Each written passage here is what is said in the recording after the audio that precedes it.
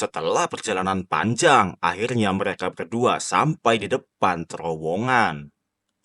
Momo meminta untuk Okarun masuk duluan. Tetapi Okarun tidak mau. Dia menyarankan untuk masuk bersebelahan. Selama masuk terowongan, mereka berdua saling bertengkar. Mereka merencanakan sesuatu. Apabila Nenek Turbo datang, mereka harus berbuat apa dan bagaimana. Momo beranggapan ketika mereka sudah mengalahkan alien pada waktu sebelumnya, mereka juga dapat mengalahkan Nenek Turbo. Dan ketika Momo ngoceh sendirian, lalu senter Momo mengarahkan ke sebuah terowongan. Tidak lama setelah itu, muncul kepala seorang nenek. Kepala nenek tersebut sangat besar. Dan saat mereka berdua berbalik badan, semua jalan di terowongan dipenuhi oleh kepala nenek tersebut. Kepala nenek berubah menjadi merah. Lalu Momo mengeluarkan kekuatan espernya untuk mengendalikan pemukul bola baseball. Dia mengarahkannya kepada kepala nenek tersebut. Namun sayangnya, pemukul bola baseball tersebut dimakan mentah-mentah oleh nenek. Okarun meminta kepada Momo untuk melepaskan kutukannya. Mungkin dengan cara begitu, dia dapat mengalahkan kekuatan nenek tersebut. Tetapi setelah Okarun berubah menjadi hantu, lagi-lagi negatif vibes dari Okarun datang. Dia tiba-tiba menjadi orang yang pesimis. Anehnya, tidak lama setelah itu, kekuatan Okarun menghilang begitu saja. Ternyata hal itu disebabkan oleh nenek tersebut. Dia mengembalikan biji Okarun sehingga Okarun menjadi manusia biasa. Nenek Turbo tidak akan membiarkan kekuatannya dipakai oleh Okarun begitu saja. Pada giliran ini, Nenek Turbo menyerang balik mereka berdua. Lalu Momo tiba-tiba ingat perkataan neneknya. Momo harus dapat memprovokasi Nenek Turbo agar beradu lari dengannya. Karena Nenek Momo yakin si Nenek Turbo akan terprovokasi dan akan meladeninya. Langsung saja Momo langsung melakukan provokasi terhadap Nenek Turbo. Dan benar saja, Nenek Turbo dapat diprovokasi dengan mudah. Karena dia yakin dia akan menang dengan mudah dengan balapan lari. Nenek Turbo meladeni tantangan tersebut. Toh Nenek Turbo dapat memakan mereka berdua kapan saja. Lalu si Nenek Turbo menanyakan bagaimana aturannya. Peraturannya sangat mudah. Tidak ada garis finish. Apabila Nenek Turbo dapat menangkap mereka berdua, maka dialah yang akan menang. Momo mengatakan untuk Nenek Turbo menghitung sampai 10 menit. Lalu tantangan berlari pun dimulai. Momo dan Okarun langsung berlari. Hal itu bertujuan untuk memancing Nenek Turbo agar keluar dari kota. Sehingga kekuatannya melemah dan dapat dengan mudah dikalahkan. Tetapi anehnya, Nenek Turbo menghitung dengan sangat cepat, bahkan aneh. Ketika hitungan sudah 10 menit, Nenek Turbo langsung melancarkan aksinya. Dia berhasil menangkap Momo terlebih dahulu. Momo terkurung dalam lipatan daging.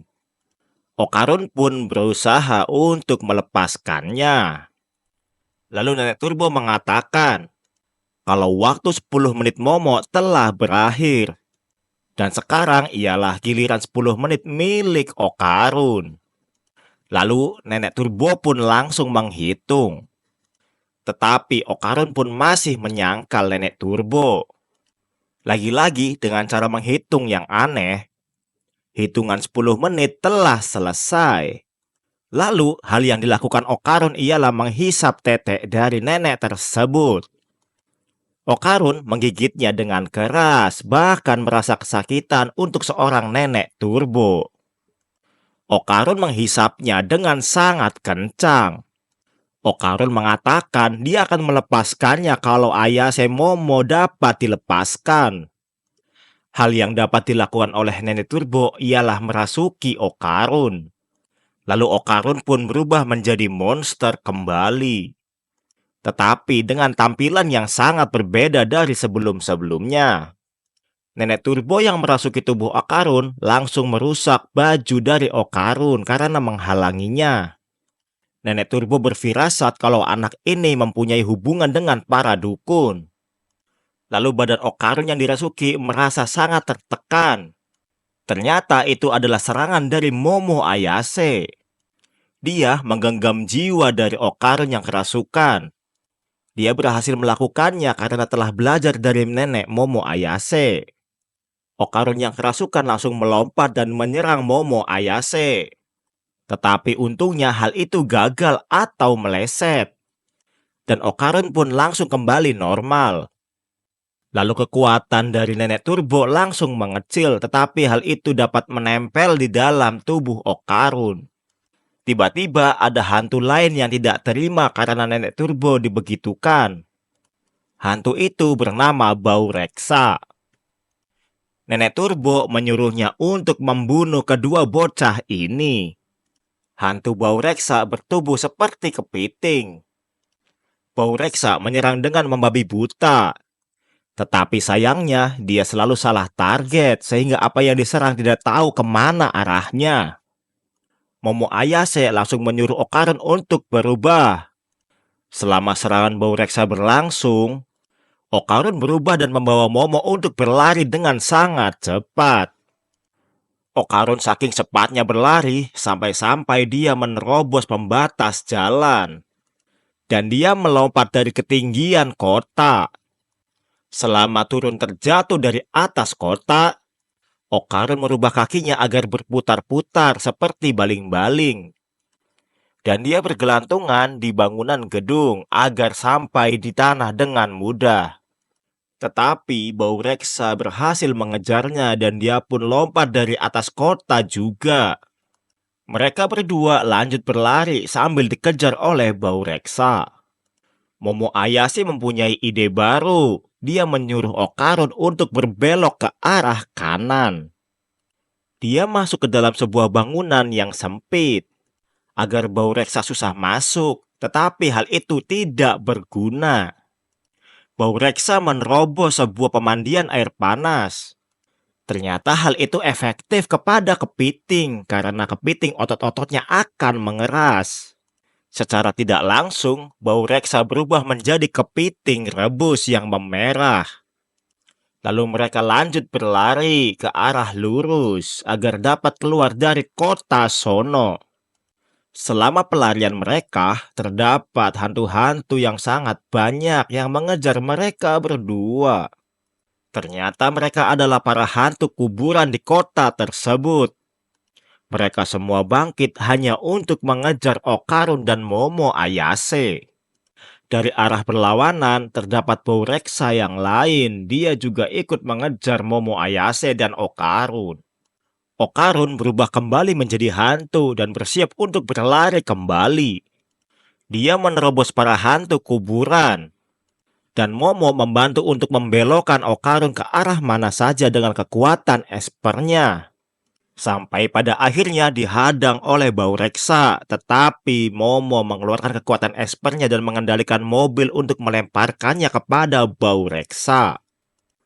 Okarun dan Momo Ayase melompati gedung-gedung dan melihat ada sebuah kereta yang berjalan.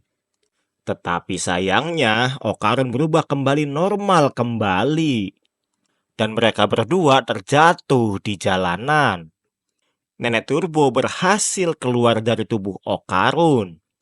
Dan dia menyuruh para bawahannya untuk menyergap Okarun dan Momo Ayase. Tidak lama setelah itu, Nenek Turbo bergabung dengan Baureksa untuk menjadi satu. Momo Ayase ditantang untuk agar segera berlari oleh Nenek Turbo. Tetapi Momo malah menantang balik. Kalau dia dapat kabur dari Nenek Turbo hanya dengan 1 detik saja. Kekuatan esper Momo ialah dapat memegang segala sesuatu. Lalu tiba-tiba ada kereta lewat. Momo langsung menggenggam tangan Okarun dan dia langsung merangkul untuk pergi ke kereta tersebut dengan kekuatan espernya. Dan mereka berdua berhasil kabur. Mereka berada di atas kereta dengan kecepatan 100 km per jam. Tetapi Nenek Turbo masih berusaha untuk mengejar kereta tersebut.